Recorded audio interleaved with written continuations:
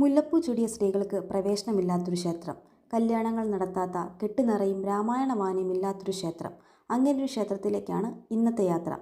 നമ്മുടെ പെരുമ്പാവൂരിൽ നിന്നും 3 കിലോമീറ്റർ ഉള്ളിലായി 50 ഏക്കർ കൊടും വനത്തിൽ പ്രകൃതിയോടിണങ്ങി നിൽക്കുന്ന ഇരിങ്ങോൾക്കാവിൻ്റെ വിശേഷങ്ങളാണ് ഇന്നത്തെ വീഡിയോയിൽ.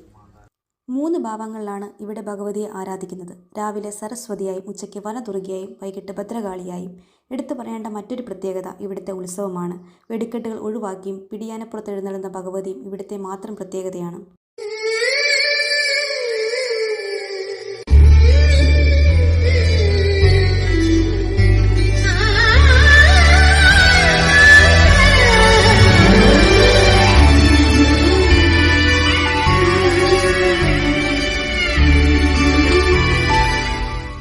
പരശുരാമൻ പ്രതിഷ്ഠിച്ച 108 ദുർഗാക്ഷേത്രങ്ങളിലൊന്നാണ് ഇരിങ്ങോൾക്കാവ്.